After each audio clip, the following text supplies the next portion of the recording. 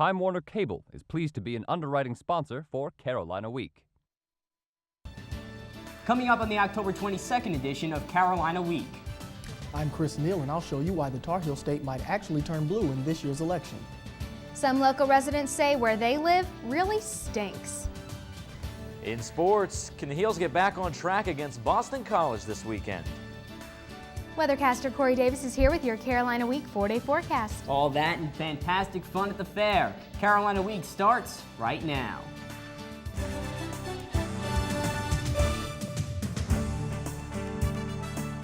From the James F. Goodman Studio in the School of Journalism and Mass Communication at the University of North Carolina at Chapel Hill, connecting campus and community, this is Carolina Week. Hello and welcome to the Wednesday edition of Carolina Week. I'm Jason Kahn. And I'm Carly Swain. Thank you for joining us. Most of us are seeing more presidential campaign ads than normal this year, and there's a good reason for it. For the first time in recent memory, North Carolina is considered a battleground state. Chris Neal joins us from the newsroom with more. Chris? Carly, North Carolina's electoral votes have gone to the Republican candidate every year since 1976. But the most recent polls give us reason to believe that this year might be a little different. It's not uncommon to hear both presidential candidates speaking of the change they hope to bring if elected. However, for the first time in more than 30 years, polls show that North Carolina voting patterns could actually be the change we see. The close race has the candidates focusing a little closer on the Tar Heel State. It's a significant enough state that we're going to see campaigning and we're going to see both candidates spend money here. And I think we've already seen that just because it's enough electoral votes and potentially close enough for them to care.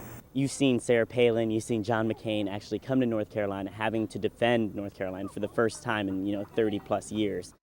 On university campuses that are primarily liberal, like UNC, Barack Obama has received a lot of support. But not everyone is convinced he can pull off the win.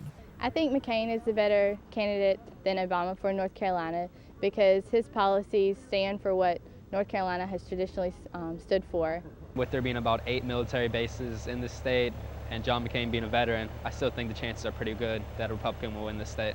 With persisting issues such as the economy and health care at the forefront of this election, is North Carolina really ready for change? People are hungry for change. People are hungry for something that is a lot different than what we've seen over the last 8 years. Although this is a traditional Republican state, you're starting to see people from all race, colors, and creeds realize that Barack Obama is just the way to go in this election. Both McCain and Obama made visits to North Carolina this past weekend, and with early voting already underway, voters are starting to make up their minds as we speak. Chris, what do the numbers tell us about the difference between last year's presidential election and this year's election? Well, in 2004, President Bush received about 56% of the vote here in North Carolina to edge out John Kerry. But as you see here, the most recent polls have Obama leading McCain by a slight margin. Also, there are nearly 900,000 more Democrats registered to vote this year than Republicans, with about 1.3 million voters unaffiliated with either party. And those are the voters in particular. They're going to make a big difference for both campaigns. Chris Neal starting us off in the newsroom tonight. Thank you. It's not unusual for large crowds to pack Fetzer Field, but on Monday night, the fans weren't wearing Carolina clothes. They were wearing Barack Obama apparel. James Taylor gave a free concert in the soccer stadium to support Obama. People old and young bundled up to brave the cold weather and enjoy a little music. Taylor got the crowd excited about Obama. And of course, serenaded his fans with some of his classic songs.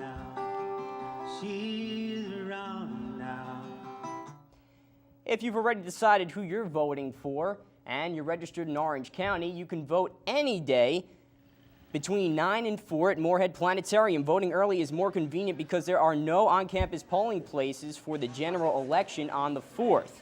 In the first week of early voting, nearly 16,000 people have cast ballots in Orange County, almost 6,000 at the planetarium. Early voting ends on October 31st. Not a day goes by without the media making fun of Governor Sarah Palin. She's a target of lots of sketches and political comedy shows.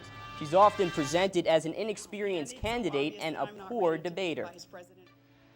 Parodies by comedian Tina Fey on NBC attracted thousands of viewers, like this fake interview with Katie Couric. UNC professor of political science George Rabinowitz says Palin parodies actually increase the candidate's popularity among voters. Some people are very enthusiastic in the way she's characterized in the media, and in the media they see as a way of really not treating her fairly, so it actually increases their enthusiasm for her. There was so much enthusiasm that 17 million people tuned in to watch Palin appear on Saturday Night Live, the show's biggest audience in 14 years. The majority of UNC students know who they'll be voting for at the national level, but local races don't receive that much attention. Republican Kevin Wolf and Democrat Bernadette Pelletier are running against each other for county commissioner at large. Wolf is a strong promoter of Carolina North, the proposed academic research and mixed-use technological park. Pelletier says Carolina North won't impact UNC students directly, but Wolf says UNC graduates and citizens will benefit. Well, I'm not sure that's going to help students so much as it's going to help the faculty in hiring new people. County commissioners don't have anything to do with the university education per se. I think it will bring both to the students and to our community many, many opportunities in business and in new developing technologies. Wolf says that Carolina North's resources and state-of-the-art campus will attract many students and will be a great addition to the university.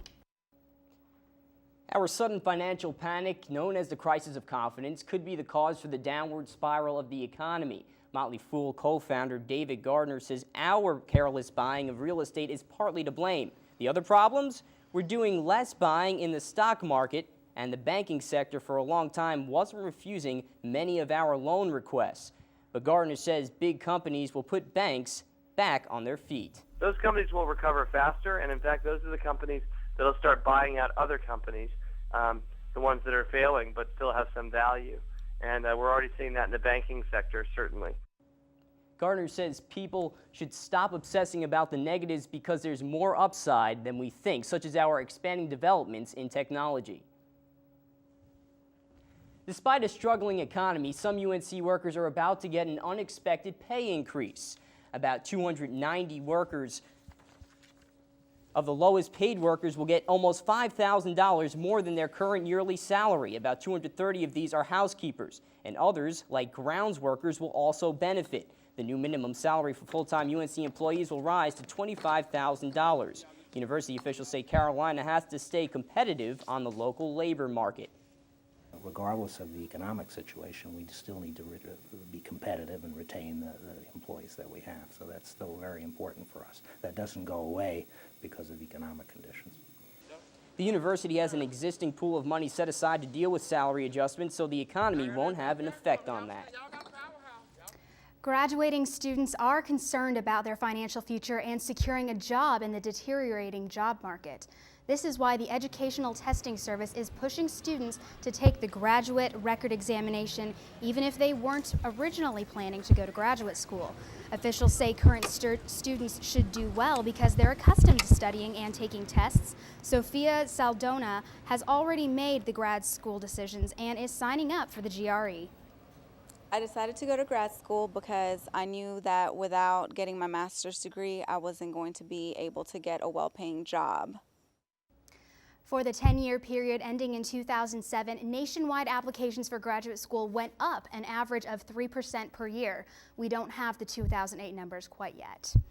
And the Orange County landfill is reaching its capacity. That's right, but its closing is decades overdue for members of one particular community. More about their fight next.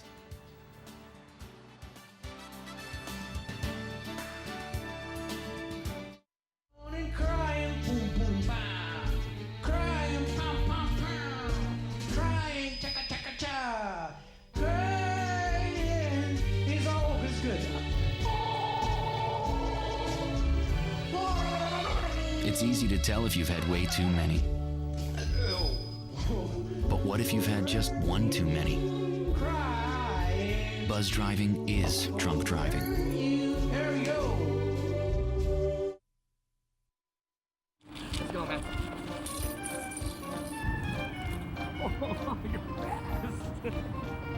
Hello, ladies.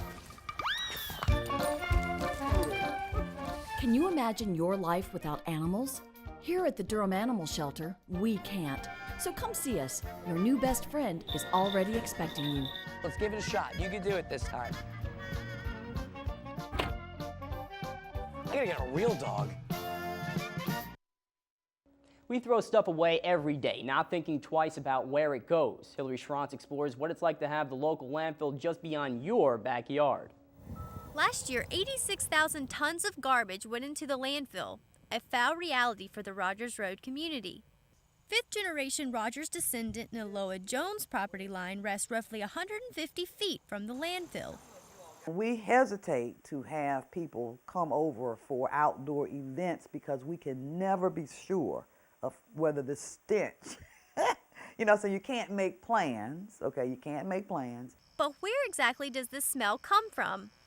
I'm standing on the active part of the landfill, only 2 feet above the waste. But the main concern isn't where I'm standing, it's the adjacent community, only 1/4 of a mile away. Solid Waste Management Director Gail Wilson realizes the inconveniences imposed on nearby residents, so he does all he can to keep the odor and the buzzards to a minimum.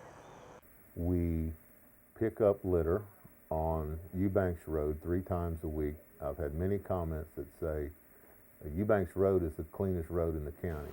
Despite regular upkeep and speedy actions taken by Solid Waste Management to clean up illegal dumping within the community, Rogers Road resident Reverend Robert Campbell says the landfill negatively affects each resident's quality of life. What can we say good about the landfill? In regards to this neighborhood, not very much. Unlike Campbell, it seems Jones understands that the landfill has to go somewhere, but she says there's a more responsible way to manage the garbage. Because right now, it's my community that has been affected for 36 years, but it's always going to be somebody's community. No one knows which community will house our trash next. In Chapel Hill, I'm Hillary Schrantz, Carolina Week. The landfill is scheduled to close in 2011, and Tuesday, Orange County reduced the number of potential sites for a waste transfer station from 10 to 3. We have the highest gas prices in the lower 48, partly because of the gas tax.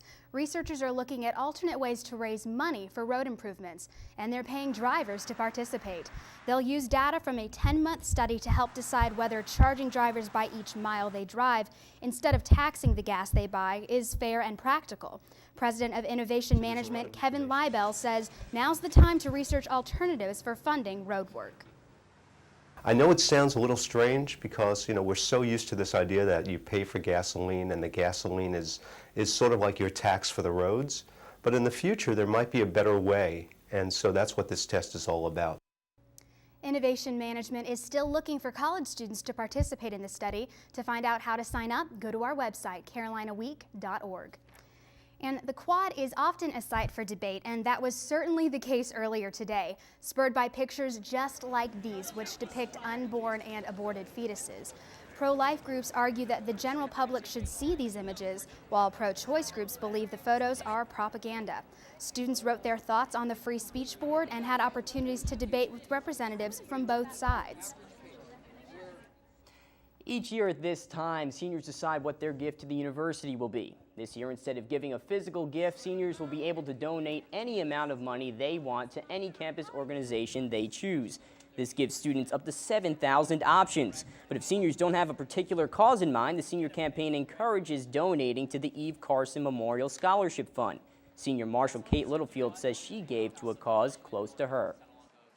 I donated $50 today to the Eve Carson Memorial Fund because it's the senior class designated fund, and I just think it's something every senior should be supporting, and it's near and dear to my heart. If 38% of the senior class participates, the Board of Trustees will donate $20,000 to the Eve Carson Memorial Scholarship Fund. And what a good cause for that. And so fall is upon us, I think, if I'm right, Corey. It's changing out there. It's a little blustery. What can we see in the next week or so? Well, right now we're enjoying some of the clearest and actually coolest weather that we've seen in a while for all this fall season, in fact. Actually, it's been a great day to get outside and study if you want, but we might have some weekend rain that'll put a damper on your plans. I'll have that and your fall forecast coming up in just a moment.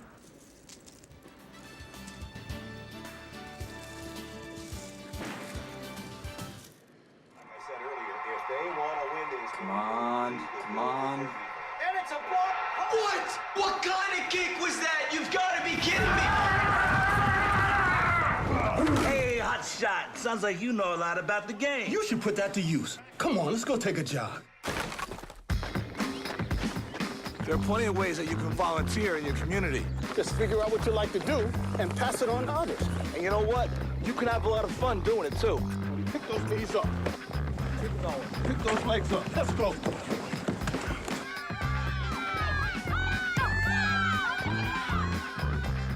All right, now, show them how to kick that ball. To find out ways you can volunteer in your community, log on to teensvolunteer.org. Okay, Ben, here we go, buddy. That was great, Ben. This time, just try to kick the ball. Do what you like to do. Volunteer.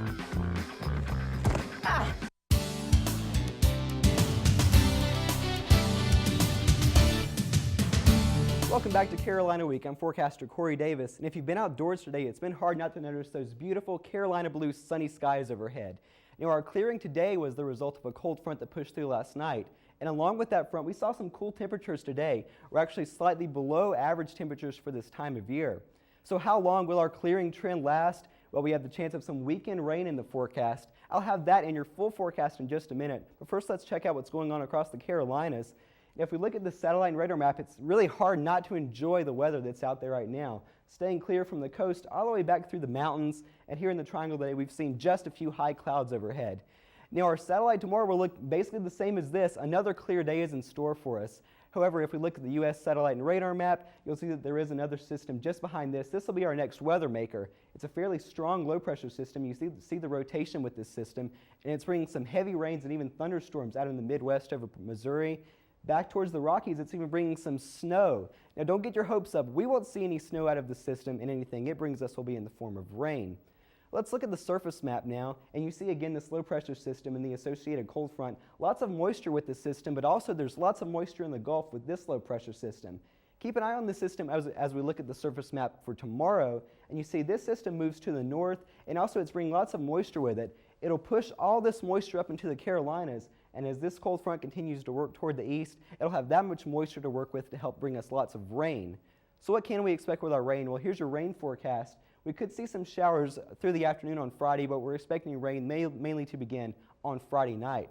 Rain will continue overnight and last through the day on Saturday before tapering off Saturday night, we'll say between 7 p.m. and midnight. And we're expecting fairly high totals from this system, over an inch possible locally. And remember, this is only in about a 24-hour period that we're expecting this rain. So what does this mean for your weekend plans? Well, first, if you're headed out to the game on Saturday, Carolina will take on Boston College and try to get back on the winning road. Unfortunately, while it'll be a warm day, there will also be plenty of rain. We'll give it about an 80% shot of rain during the day. So be sure to bring an umbrella, poncho, cut holes in a garbage bag, anything you can do to stay dry during the game. You know, if you're headed elsewhere in the state this weekend, here's the forecast for the mountains. Again, rain moving through on Saturday. Highs probably won't make it above 60 degrees, so be sure to bundle up this weekend. However, Sunday looks like a better day with nice clear skies to enjoy the falling leaves along the Blue Ridge Parkway. You know, by the beach this weekend, we'll expect rain throughout the day on Saturday, tapering off a little bit later Saturday night going into Sunday morning. Sunday will be clear and nice warm temperatures this weekend. If you're staying around the Triangle this weekend, here's what you can expect with your 4-day forecast. Again, we're staying clear through Friday afternoon. After that, the rains will move in from the west and we'll see nice rainy skies, maybe not the best for your weekend plans throughout the day on Saturday. By Sunday, however, we'll be clearing back up and also warming back up. We're talking about warm and cool temperatures. Check out the low tonight, 37 degrees. This is about the coolest we've seen all season long so far. We actually have a frost advisory out, so just take note of that. I think this is fall's way of telling us, I'm back. Yeah, that's a huge drop. You know, some people are going to miss the sunny weather, but some people like you enjoy this kind of weather. I love the fall. Thank you so much, Corey. The Moorhead, Sundial, and Rose Garden landmark are both known for their beauty, but some environmentalists are upset that gardeners use pesticide on the roses and want to get rid of the garden, but others want to keep it for aesthetic purposes. Upcoming construction on Moorhead Planetarium involves removing the rose garden completely. In its place will be an environmentally friendly rainwater garden as well as a study area. Construction on Moorhead Planetarium is set for this spring. And we're wondering if maybe those lovely blooming flowers are a good omen for football. Yeah, I mean, only one win away, and it looks like we're bowl eligible, Carly. That's true, and Walter Storholt is here to tell us about it. Yeah, it should be interesting. Gotta love the good weather. I certainly like the sound of rain. It sounds like a fun football game on Saturday. Maybe not everybody thinks that. We'll see what happens. Coming up in sports, after a disappointing loss on Saturday, the Heels will be fighting for the conference survival this weekend.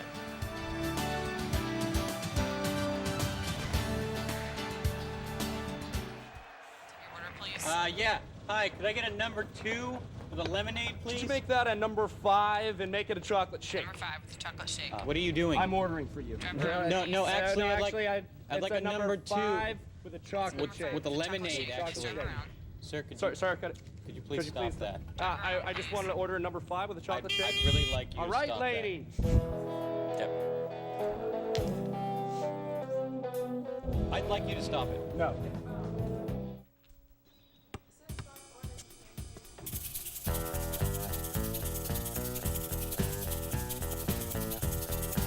Is bad air quality ruining your day?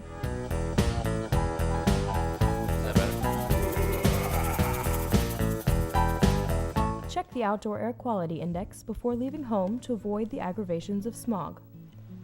For more information about asthma and air quality, check online or call your local health department.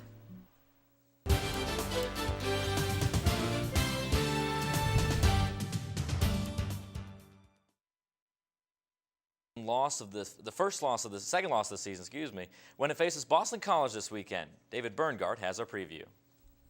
With one play, the Tar Heels' dream season hit a serious speed bump.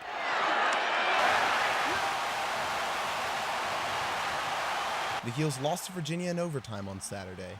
The team's ailing offense had success early, but found little else for the rest of the game. Though quarterback Cameron Sexton struggled, throwing 2 interceptions and no touchdowns, he says he's ready for some redemption against Boston College. It'll be a challenge for us on Saturday, we know that, but I think this team is ready for a challenge. I think we're ready to kind of go back out there and get ourselves back on track. The banged-up offense, which is now missing another starter, fullback Anthony Elzey, did show signs of life on Saturday. Running back Sean Drawn rushed for 138 yards on 30 carries. Both the offense and the defense could have trouble in the trenches, as number 23 Boston College is strong on both sides of the line. Their front seven looks like the Chicago Bears. They're as big of a team up front. It looks like the Heels have a big challenge on Saturday, both literally and figuratively, as they look for win number 6 and bowl eligibility. In Chapel Hill, I'm David Berngard, Carolina Week Sports. And finally, the night we've all been waiting for is almost here. Late Night with Roy kicks off at 7:30 p.m. Friday night in the Dean Dome. You can expect crazy skits, dancing, and of course, a crazy host. As usual, you can probably even catch Roy Williams busting a move, but the real exciting part of the night is sure to be the scrimmage. With all the stars back except for Alex Stevenson and this year's freshman class, it's sure to be quite a show. Sign-ups for November basketball games and the NC State football games started today. The deadline to sign up for those games is midnight on Halloween.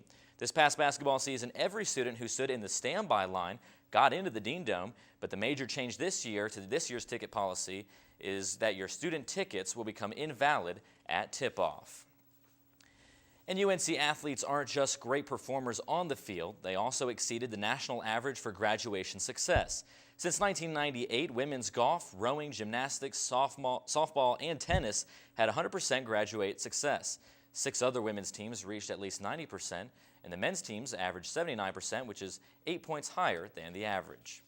And the basketball team gets the royal treatment in the Dean Dome. But Kate Tower tells us the volleyball team doesn't have it so easy. Behind me is Carmichael Auditorium. You may not recognize this historic Carolina landmark because it's undergoing an extensive 1.5 to 2 year renovation. Leaving Carmichael temporarily has a few downsides. Senior defensive specialist Kelly Davies says architecture affects the dynamics of the sport. There's so much space between the ceiling and the floor, and especially for setting and passing and even serving, the length of the court is, you have so much more room. That's not the only new obstacle they face. The Dean Dome's home to the men's basketball team. The volleyball team is the only team that plays during the fall season, yet the team has to practice at odd times that change daily to accommodate the basketball team's schedule. We are the last team to practice, so we're going to be practicing from like 7 to 9:30. It makes for really, really long days. There are hardships to endure, but in the end, the Dean Dome is an electrifying place to experience a game. Our top competition is Clemson and Georgia Tech, and we only play them once at home, so we definitely have an advantage there. Speaking of the Tigers, the Heels take on Clemson on Friday at 5 p.m. before late night. In Chapel Hill, I'm Kate Howard, Carolina Week.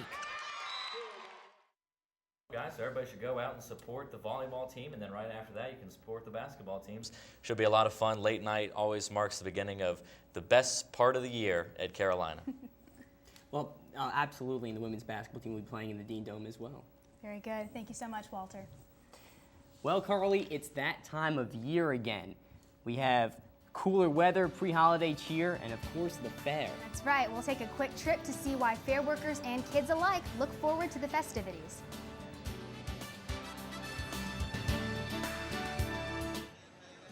If you have a story idea, contact Carolina Week at 843-8292. You can also visit us online at carolinaweek.org. If you have questions about this program, write Carolina Week at Campus Box 3365, UNCCH, Chapel Hill, North Carolina, 27599. We're more than halfway through the 155th annual North Carolina State Fair, and already nearly 400,000 folks have hit the Midway. That includes our reporters Bethany Tuggle and Gervais Hagerty. Gervais joins us now for perspective that we used to have on the old tradition. Gervais? You're just not big enough to ride that ride. I'm sorry. Carly, remember hearing that when you were just a little kid? Come with me. I'm going to take you guys to the fair, but I'm going to show it to you through the eyes of a child. When you're small, many things seem big. These scary rides seem even scarier when you were younger. And even if you could have gotten up the courage to ride this, you got upset to find out you're not tall enough to climb aboard. But even so, there's still lots to do at the fair if you're a kid. What's your favorite part about going to the fair? Riding the teacups, riding the roller coasters. I got two more prizes. And of course, the food can make any trip to the fair a little sweeter, as long as it's in reach. Do you guys like to eat anything at the fair? Ice cream. Ice cream. Turkey legs. The hamburgers. Hot dog. So even if you're small, you can still have a big time at the fair.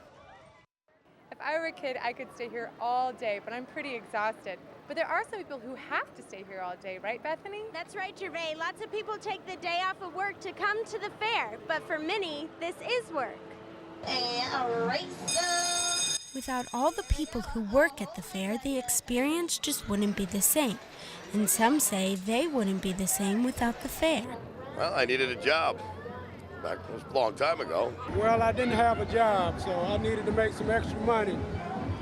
This is where I came. The money they make off the tens of thousands of visitors is the only income many fair workers get. For others, like Tim Nelson, it's a way to help friends, and it's a nice supplement, too. Well, I was kind of forced into it because they couldn't find no good help. So I just kind of come along. My son's going to Greensboro College, and you know how expensive that can be, so this is kind of a sideline job. Daniel Miller is a 20-year fair veteran and sometimes works up to 15 hours a day. We don't stop working when the fair closes. We gotta go get more stock, more teddy bears, bring them in. Then you gotta wake up early and put them up and stuff like that. Nelson says it does make for a long and tiring day, but the job has highlights too. Well, it is fun to meet all these strange and unique people, you know, sort of like myself. William Haywood agrees. Just being around the environment, it's a lot of fun. Well, Carly, Jason, all I have to say is you have to get out here before the fair closes. As for me, I think I'll go find Gervais. She's probably on one of these big kid rides now. She probably is. Thanks for watching. And thanks for watching again, and have a good night. Well, you can tell that she's been with me now. She's been with me now quite a long